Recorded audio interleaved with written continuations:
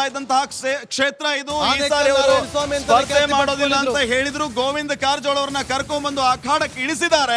ಈಗಿನ ಡಿಜಿಟ್ಸ್ ಅನ್ನ ನೋಡಿದಾಗ ಗೋವಿಂದ ಕಾರಜೋಳ ಚಿತ್ರದುರ್ಗ ಲಭ್ಯವಾಗ್ತದೆ. ವಿಜಯಪುರದಲ್ಲಿ ಬಿಜೆಪಿಗೆ 7582 ಮತಗಳಿಂದ ಜಿಗಜಿಣಿಗೆ ಅವರಲ್ಲಿ ಕ್ಯಾಂಡಿಡೇಟ್ ಆಗಿದ್ದಾರೆ.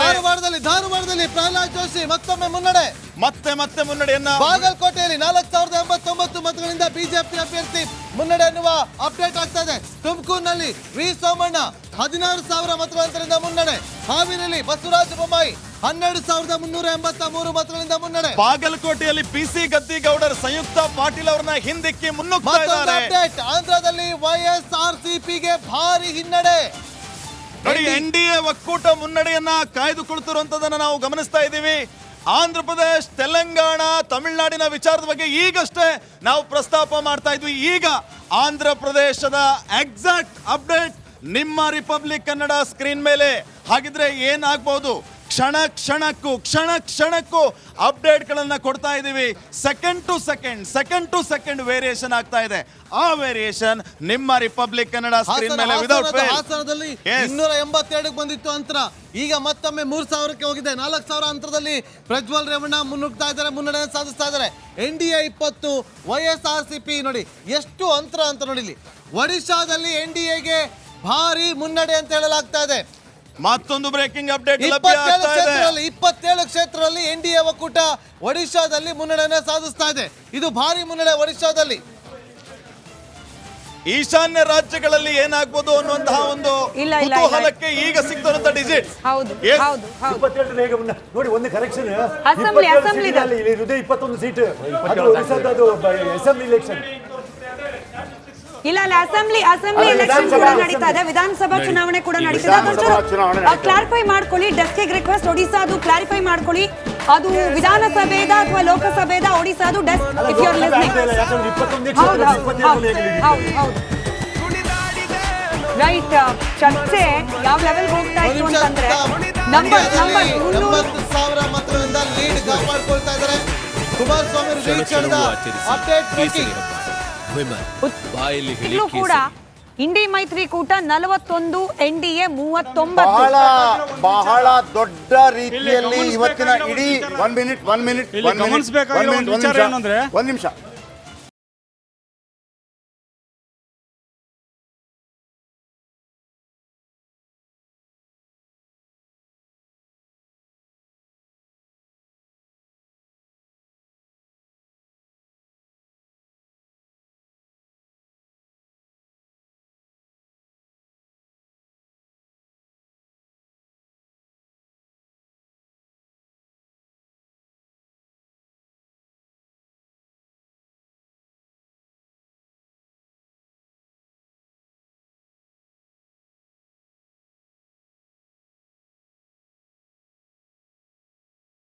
ಇವತ್ತಿನ ಇಡೀ ಲೋಕಸಭಾ ಚುನಾವಣೆಯ ಫಲಿತಾಂಶದಲ್ಲಿ ಒಂದು ಉಲ್ಟಾ ಪಲ್ಟಾ ಫಲಿತಾಂಶ ಕಾಣ್ತಾ ಇರೋದು ಉತ್ತರ ಪ್ರದೇಶದಲ್ಲಿ ಮತ್ತೊಮ್ಮೆ ಹೇಳ್ತಾ ಇದ್ದೀನಿ ವೀಕ್ಷಕರೇ, ಅತಿ ದೊಡ್ಡ ಕ್ಷೇತ್ರ.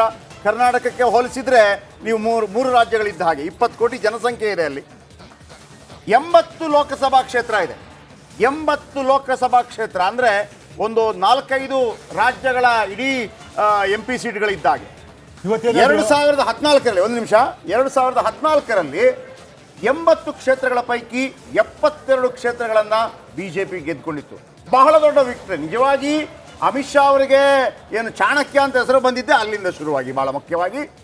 ಆಮೇಲೆ ಕಳೆದ ಬಾರಿಯ ಚುನಾವಣೆಯಲ್ಲಿ 62 ಕ್ಷೇತ್ರಗಳನ್ನು ಗೆದ್ದುಕೊಂಡಿತ್ತು.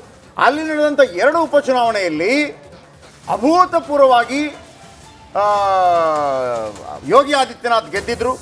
ಈ ನಡುವೆ ರಾಮ ಮಂದಿರ ಆಯಿತು, ಆಮೇಲೆ ಕಾಶಿ ಕಾರಿಡಾರ್ ಯೋಜನೆ, ಅದಾದ ನಂತರ ಮಥುರಾ ವಿಚಾರಕ್ಕೆ ಸಂಬಂಧಪಟ್ಟ ಹಾಗೆ, ಜೊತೆಗೆ ಡಬಲ್ ಎಂಜಿನ್. ಆದರೆ 41 ಕ್ಷೇತ್ರಗಳಲ್ಲಿ ಇಂಡಿ ಮೈತ್ರಿಕೂಟ ಮುನ್ನಡೆ ಕಾಯ್ದುಕೊಂಡಿರುವಂಥದ್ದು ಎಲ್ಲ ಲೆಕ್ಕಾಚಾರಗಳನ್ನ ತಲೆ ಕೆಳಗು ಮಾಡುವಂತಿದೆ. ಅದರ ಬಗ್ಗೆ ಮತ್ತೊಮ್ಮೆ ಶಂಕರ್ ಶೆಟ್ಟಿ ಬಳಿ ಹೋಗ್ತಾ ಇದ್ದೀನಿ ನಾನು. ಇಲ್ಲಿ man of the match award ಅನ್ನೋದು ಇವತ್ತು ಕೊಡ್ಬೇಕಾದ್ರೆ ಅದು ಅಖಿಲೇಶ್ ಯಾದವ್ ಕೊಡಬೇಕು. ಇದು ಯಾರು ಎಕ್ಸ್ಪೆಕ್ಟ್ ಮಾಡಿದ್ರು? ಬಹುತೇಕ ಇಂಡಿಯಾದಲ್ಲಿ ಈ ರಿಸಲ್ಟ್ ಅನ್ನು ಯಾವೊಬ್ಬ ವ್ಯಕ್ತಿನೂ ವ್ಯಕ್ತ ಮಾಡಿರಲಿಲ್ಲ. ಅದಾಚೆ ಮತ್ತೊಂದು ಆಘಾತಕರ ಹೇಳ್ತೇನೆ, ನಾನು ಇಲ್ಲಿ ಇಲೆಕ್ಷನ್ ಕಮಿಷನ್ ಆಫ್ ಇಂಡಿಯಾ ನೋಡ್ತೇನೆ, ಅದರಲ್ಲಿ ಮೋದಿ ಕೂಡ ಹಿನ್ನಡೆ ಅಂತ ಕಾಣ್ತಾ ಉಂಟು ವರ್ಣರ್ಸಲ್ಲಿ. ಅದನ್ನು ಯಾರು ಹೇಳುವುದಿಲ್ಲ, ನೀವು ಹೇಳುವುದಿಲ್ಲ, ಯಾರು ಹೇಳುವುದಿಲ್ಲ. ಅದು ಯಾಕೆ ಇಂಥ ವಿಷಯ ನಾವು ಪಬ್ಲಿಕ್ ಹೇಳಬೇಕು? ನಾನು ಹೇಳ್ತಾ ಇದ್ದೇನೆ, ಅದು ಯಾರು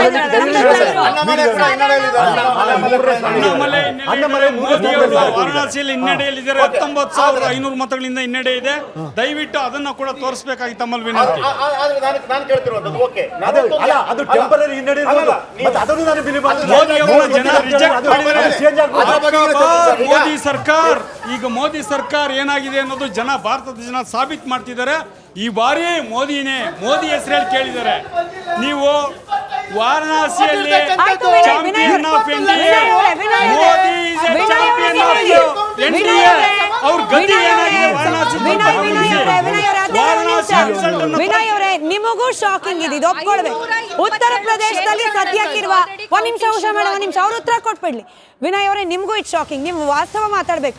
ಉತ್ತರ ಪ್ರದೇಶದಲ್ಲಿ ಈ ಲೆವೆಲ್ ಕಾಂಪಿಟೇಷನ್ ಎಕ್ಸ್ಪೆಕ್ಟ್ ಮಾಡಿರ್ಲಿಲ್ಲ ಬಿಜೆಪಿ ಕೂಡ. ಈಗ ಬರ್ತಿರ್ತಕ್ಕಂಥ ಡಿಜಿಟ್ಸ್ ಖಂಡಿತವಾಗ್ಲೂ ನಮಗೂ ಕೂಡ ಶಾಕಿಂಗ್ ಏನೆ. ಆದ್ರೆ 60+ ಸ್ಥಾನಗಳನ್ನು ಗೆಲ್ತೀವಿ ಅಂತಕ್ಕಂಥ ನಮ್ಮ ಪಕ್ಷದ ಆಂತರಿಕ ಸರ್ವೆ ಏನಿತ್ತು, ಆ ಸರ್ವೆಯನ್ನು ನಾವು ದಾಟ್ತೀವಿ. 60+ ಸ್ಥಾನಗಳನ್ನ ಗೆಲ್ತೀವಿ. 9 ಗಂಟೆಯಲ್ಲಿ ಡಿಸಿಷನ್ ಕಿರ್ಚಾಡಬೇಡಿ ಅಂತ ನಾವು ಹೇಳಿದ್ವಾ?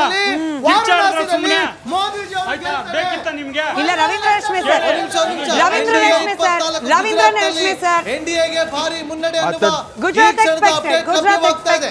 ಎನ್ಡಿಎ 24, ಇಂಡಿ ಒಕ್ಕೂಟ 2 ಕ್ಷೇತ್ರಗಳಲ್ಲಿ ಮುನ್ನಡೆಯನ್ನ ಕಾಪಾಡಿದೆ. ಮುನ್ನಡೆಯನ್ನ ಕಾಯ್ದುಕೊಳ್ತಾ ಇರುವಂತಹದ್ದನ್ನ ನಾವು ಅಪ್ಡೇಟ್ ಗಮನಿಸ್ತಾ ಇದ್ದೀವಿ. ಅತ್ಯಂತ ಆಘಾತಕಾರಿ ಬೆಳವಣಿಗೆ. ವಾರಣಾಸಿ ಕ್ಷೇತ್ರದಲ್ಲಿ ನರೇಂದ್ರ ಮೋದಿ ಅವರು ಹಿನ್ನಡೆ.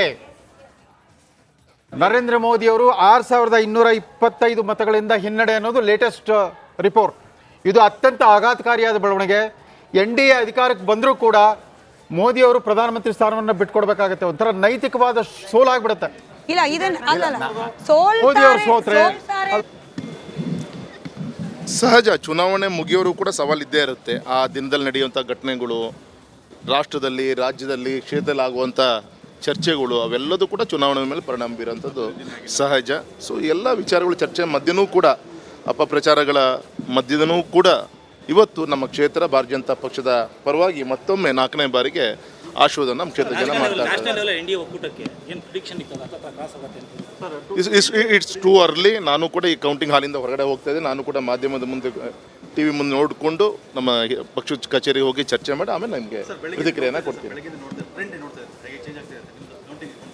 ನಾನು ಈಗಿನವ್ರಿಗೆ ಏನು ನೋಡ್ಲಿಕ್ಕಾಗಿ, ನಾನು ಬೆಳಗ್ಗೆ ಬಂದು ದೇವರಿಗೆ ಕೈ ಮುಗಿದಿರೋದು ಬಿಟ್ಟರೆ, ಆಮೇಲೆ ಕೌಂಟಿಂಗ್ ಹಾಲಿಗೆ ಬಂದಿರೋದು ಬಿಟ್ಟರೆ, ಇಲ್ಲೇ ನಾನು ಎಲ್ಲ ವಾರ್ ರೂಮ್ ಎಲ್ಲ ಕೌಂಟಿಂಗ್ ರೂಮಿಗೆ ಹೋಗಿ ಎಲ್ಲರೂ ಮಾತಾಡಿಸ್ಕೊಂಡು ಕಾರ್ಯಕರ್ತರನ್ನು ಈಗ ಶಿವಮೊಗ್ಗ ಕ್ಷೇತ್ರದ ಸುಮಾರು ಒಂದು 5ನೇ ರೌಂಡ್ ಹತ್ತಿರ ನಾವು ಇದ್ದೀವಿ. ಒಂದು ಒಳ್ಳೆ ನಮ್ಮ ನಿರೀಕ್ಷೆ ಏನಿತ್ತು ಆ ಅಂತರಕ್ಕೆ ಬರ್ತಾ ಇದ್ದಿಂದ ನಮ್ಮ ಜಿಲ್ಲಾಧ್ಯಕ್ಷರು ಈಗ ತಾನೇ ಹೇಳಿದ್ದಾರೆ 30-34 ಸಾವಿರ ಲೀಡ್ ಇದೆ. ನೋಡೋಣ, ಇನ್ನು ಗೆಲ್ಲುವಂತೂ ನಿಶ್ಚಿತ. ಅಂತರ ಎಷ್ಟು ಅಂತ ಗೊತ್ತಾಗಬೇಕಾಗಿದೆ. ಇಷ್ಟು ಟೂರಲ್ಲಿ ಆಮೇಲೆ ಮಾತಾಡ್ತೀನಿ, ವೇದಿಕೆಲ್ಲ ಮಾತಾಡ್ತೀನಿ.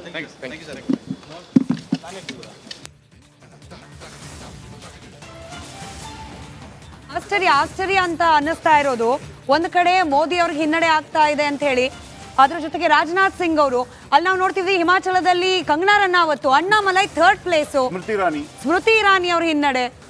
ಯಡಳ್ಳಿ ಅವ್ರು ಸ್ಮೈಲ್ ಮಾಡ್ತಿದ್ದಾರೆ, ಅವರು ಉತ್ತರ ಕೊಟ್ಬಿಡ್ಲಿ ಇದಕ್ಕೆ ಅಂತ. ದೇವಮಾನವರಿಗೆ ಯಾವತ್ತೂ ಸಹಿತ ಹಿನ್ನಡೆ ಆಗಬಾರ್ದು ಸರ್. ರಿಸಲ್ಟ್ ಇನ್ನ ಬಂದಿಲ್ಲ, ಹಿನ್ನಡೆನೂ ಆಗಬಾರ್ದು, ಹಿನ್ನಡೆ ಆಗಲೇಬಾರ್ದು. ದೇವಮಾನವರು ಅವರು ದೇವರು ಕಳಿಸಿದ್ದಾರೆ. ಸೊ ಆದ್ದರಿಂದ ಹಿನ್ನಡೆಯೂ ಸ್ವಲ್ಪ ಕಷ್ಟ ಆಗ್ತಾ ಇದೆ. ನೀವು ಅವರ ಸ್ಟೇಟ್ಮೆಂಟ್ ಅನ್ನ ತಿರ್ಚಿ ಹೇಳ್ತಾ ಇದ್ದೀರಾ. ಅವರು ದೇವಮಾನವ ಅಂತ ಇಲ್ಲ, ಬೇರೆ ಕಾಸ್ಗೋಸ್ಕರ ಬಂದಿರೋದು ಅಂತ ಸ್ವಾಮಿ ವಿವೇಕಾನಂದರು ಹೇಳಿದ್ದಾರೆ, ಬೇರೆ ಸಂತರು ಹೇಳಿದ್ದಾರೆ, ಸಂತರ ರೀತಿರ್ತಕ್ಕಂಥ ಮೋದಿ ಹೇಳಿದ್ದಾರೆ. ಆದ್ರೆ ನಾನು ದೇವಮಾನವ ಅಂತ ಮೋದಿ ಅವರು ಹೇಳಿದ್ದಾರೆ.